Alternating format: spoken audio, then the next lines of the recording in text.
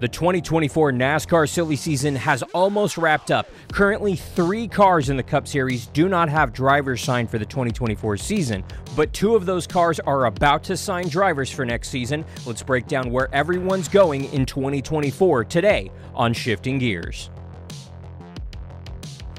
I'm Alan Bailey, and before the ink dries on the deal for 2024, make sure that you mash that subscribe button so that you come back for the next video, and log on to AmericanRacingNetwork.com for the latest motorsports news. ARN, the Motorsports Authority. So let's kind of break down where everybody's going, or at least what has already been announced. And just to make things simpler, let's do this numerically. Josh Berry is taking over for the retiring Kevin Harvick in the number 4 Ford at Stewart-Haas Racing. SHR is going to have a long uphill battle, but Berry is a quality driver that should take this organization well into the next decade. Corey LaJoie has signed a 2-year extension to stay in the number 7 car for Spire Motorsports, and with Spire purchasing Kyle Busch Motorsports' building and their truck team, this team is expanding and quickly could become a powerhouse in the NASCAR Cup Series. Martin Truex Jr. also signed a 1-year extension to stay in the 19 car. He's probably regretting that based on how he's been running in the playoffs in 2023 so far,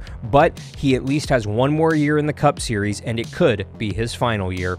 Harrison Burton re-signing with the number 21 Ford and Wood Brothers Racing.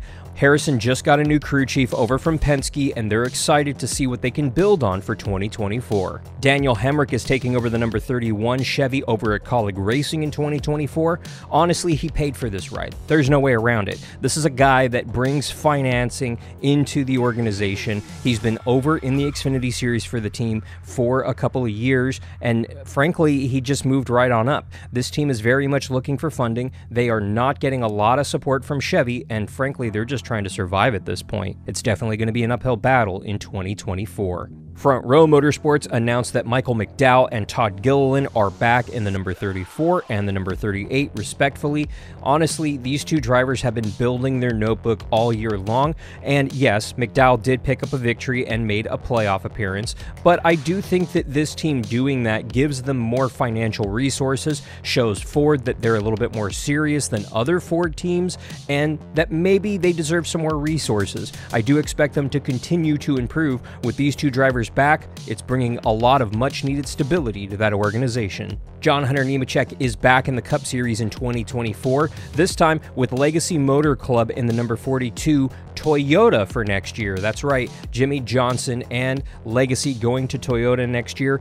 I honestly think John Hunter Nemechek is a Cup Series driver. I think he should do good things next year, but there's no question about it. Carson Hocevar raised the bar and the standard for this number 42, so I do expect this car to be a playoff contender in 2024. Justin Haley is heading over to Rick Ware Racing, the announcement that shocked the NASCAR world, and I do think that this actually might develop into something, with Rick Ware getting a lot of technical alliances and support from RFK. This honestly could essentially be a 3rd RFK Ford in 2024. Whether that's the case or not, and whether those promises will pay off, we'll have to wait and see. Absolutely no surprise that Carson Hocevar signed with Spire to take over the number 77, booting Ty Dillon.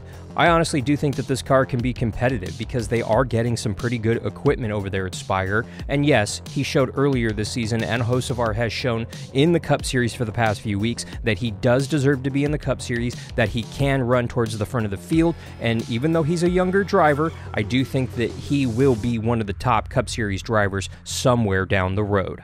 Zane Smith is also going Cup Series racing in 2024 for technically Spire Motorsports, even though Trackhouse is paying the bill for him. He is going to be in a 3rd Spire Chevy in 2024. That charter coming from the number 78, which is going to a part-time schedule with basically pay-to-drive drivers. Honestly, it's what's best for that 78, and I do think it is better for Spire to get more charters, because I do think that they could be what Trackhouse was a couple of years ago, and that is potentially one of the new powerhouses. We also know that SVG is going to be back in the Cup Series in a limited capacity in 2024. He's not just jumping up to the Cup Series full-time with Trackhouse. Trackhouse. Instead, he's going to be running some trucks and some Xfinity. We're still waiting for that complete schedule, but we're hearing it's going to be primarily truck with a lot of Xfinity and a handful of Cup starts, primarily in the number 91 for Trackhouse in 2024. Now that leaves the big question, who will take over the 3 remaining Cup cars that do not have drivers signed for the 2024 season? That is the number 10 car over at Stewart-Haas Racing, the number 16 over at Colleague, and technically the number 15 over at Rick Ware Racing.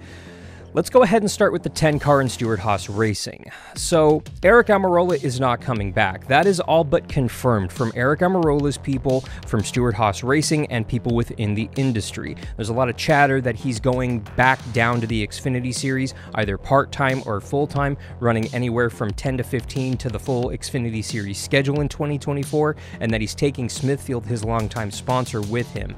This is best case scenario for him. I don't think he is a Cup Series driver anymore. He is definitely in the twilight of his career, and yeah, I think he can still get it done, but frankly, I think he's in that twilight phase, kind of where we saw Elliott Sadler a few years ago.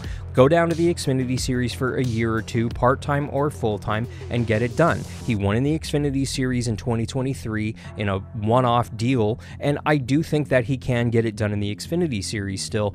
And more importantly, I think he wants to be a dad again, and maybe go to a part-time schedule or running just Saturday races might be better for this guy long-term. But who's going to take over that 10 car? According to Fox Sports' Bob Pockrass, Noah Gragson is the favorite, and that's what I've been hearing as well. Noah essentially had 2 options on the table, the number 10 over at Stewart-Haas Racing or the number 16 over at Colleague. Now, Noah actually does have ties to Colleague. He raced for Colleague part-time in the Cup Series a few years back, and he likes it over there, and they like him very much. But the question becomes, where will Noah Gragson fit best, and what gives Noah Gragson the best long-term opportunity for success? Looking at the 2 organizations, I'm honestly kind of at a dead heat, because Stewart-Haas, although they do not have speed this year, next year with the new Ford body, there could be some new resources, and Ford very much could be tanking their program this year simply because they've been focusing on 2024 so vigorously. Maybe they'll come out of the gate strong in Daytona, maybe they're going to struggle. Who knows? We're going to have to wait and see. Over at Colleague Racing, they simply don't get the funding from Chevy that they need, and they are struggling for sponsors. So I do expect Noah Gragson to be in the 10 car in 2024. But who takes over the 16 car, you might ask? Over at Colleague Racing, Ty Dillon. Yeah, according to Bob Pockrass, and this is what I've been hearing too, Ty Dillon brings money. I'm just as shocked as you. I did not think that this guy had some sponsors in his back pocket, but apparently he does bring some money to the table, which is something that Colleague desperately needs. But more importantly, Colleague Racing has a technical alliance with RCR. Yeah, Ty Dillon's grandfather. And I do think that that is the connection that is getting Ty Dillon this ride. I'm not saying Richard Childress is buying the 16 car for his grandson, but he's kind of buying the 16 car for his grandson. So we're going to have to wait and see when this becomes official, but I'm hearing that the deal is already pretty far along in negotiations, so we're going to have to wait and see. The only other Cup ride that doesn't have a driver signed for 2024, the number 15 over at Rick Ware Racing. According to Bob Pockrass, it's more or less going to be multi-drivers, which is something we've seen out of this car for the last few years, and I do think that that is where they're going to go. There's a handful of drivers that have talked to them already this season in regards to being in that 15 car, but if I'm Rick Ware, honestly, I'm going to have one car focusing on making the playoffs. I know that's a stretch, and I'm going to use the 15 as kind of an R&D team. Bring in Ryan Newman, bring in other drivers that are in their twilight years and maybe even a few young guns, and try some things out. You're going to get Riley Herbst in this car for a few races, potentially Ryan Newman and some other drivers from the Xfinity and perhaps even Truck Series to try to get their feet wet and also try things with this car that necessarily the RFK organization won't try with their 2 championship contending cars or with the number 51. From a business and competitive standpoint, it makes the most most sense, and I do think that this is where the number 15 Rick Ware will go for the 2024 season,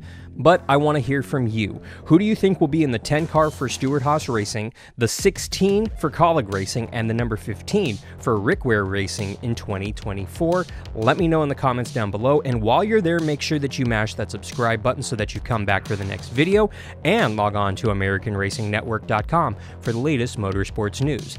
ARN, the Motorsports Authority. I want to thank you so much for watching all the way to the end. This is more than likely going to be the last video that we do this season for the Cup Series silly season. We're going to do an overall roster of the Xfinity Series and the Truck Series. Once deals get signed, there's just so many moving parts in those two series right now that there's too much misinformation and too many what-if scenarios to do a video right now. And feel free to let me know in the comments, what content do you want to see on the channel during the off-season this winter?